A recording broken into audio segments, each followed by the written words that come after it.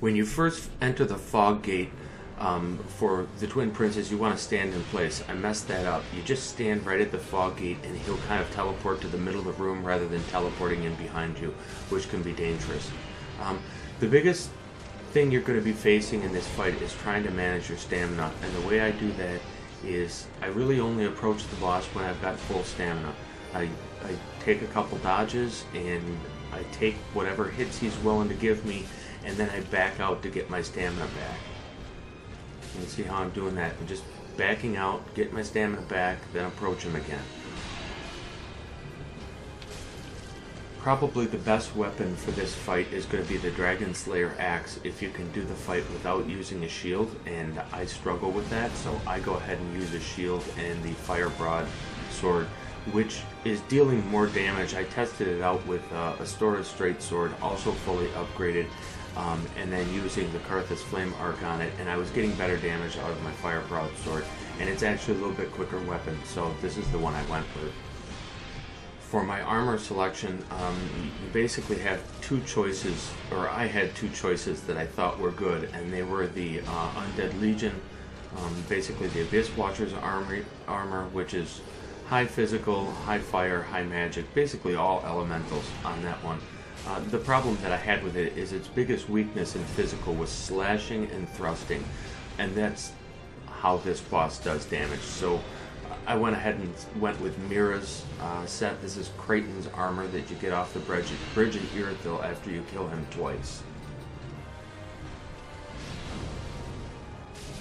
Now, when you get these guys to second phase, the first thing you're going to want to do is back up. As long as those magic balls are in the air, you don't want to, try to respond to the boss or get in a retaliatory hit at any point. You just want to keep backing up until the magic balls are gone, because otherwise you can get wrecked pretty easy. Although the boss seems to be a little bit more aggressive in the second phase, the only real difference in the fight is the introduction of his magic attacks, the magic balls, and then the soul spear that he fires out. But basically I treat him the same way in both phases, and that is I approach the boss with full stamina. Depending on what he does, I'm going to take 1 or 2 hits, and then I'm going to back up in order to try to recharge my stamina. Of course, the big challenge here is to memorize the boss's movesets and know how many counterattacks you're going to get for any given attack that he does. I usually count them out as I walk up to the boss. So I'm going to walk up. There you go. Oh, see, magic balls again. So we're just going to move around until those quit flying. Okay, that's a 2 if I were closer to him. I was only able to get 1 because I was too far away from him. That's a 1.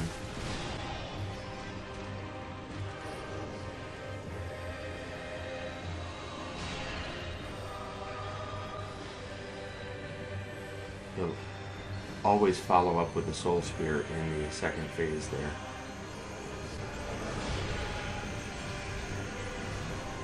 It would have been a 1 if the balls weren't in the air. That's a 2. Oh, he almost punished that too. I should have had time for that. That's a 1.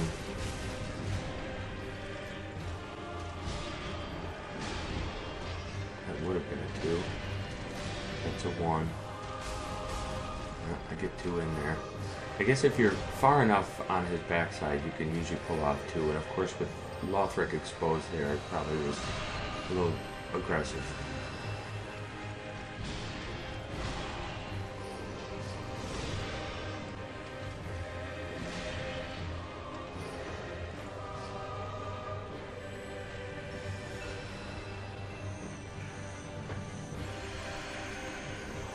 Getting kind of poor RNG. He's doing the magic balls quite a bit. That makes the fight last a lot longer. Alright, that looks like I'm going to get my stagger. Now the important part here is you want to hit him before he gets on the back, and then again afterwards. So, back up for the explosion, obviously, but don't miss out on any of those hits, because there's quite a few hits to do, and you can see I took down most of his health in that one stagger.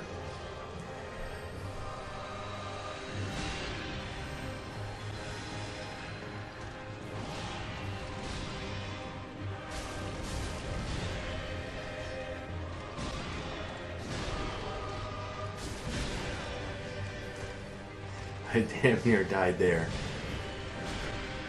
It's too bad I can't open it up and see exactly how many hit points I had. Looked like less than 10.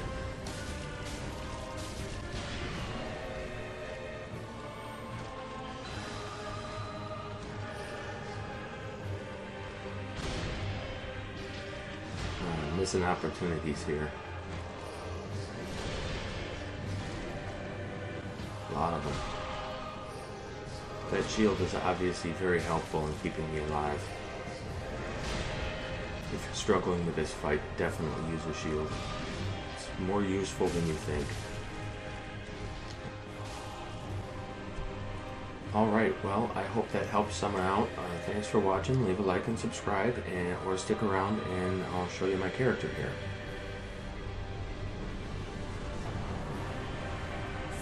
This is an SL1 character, of course. And I am using the Fire Broadsword plus 10, the Dragon Crest Shield plus 5. I am using Mira's outfit, Mira Chain, I think it's called, is Kraton's armor. I am using the Karthus Blood Ring, the Fire Clutch Ring, the Prisoner Chain, and the Knight's Ring.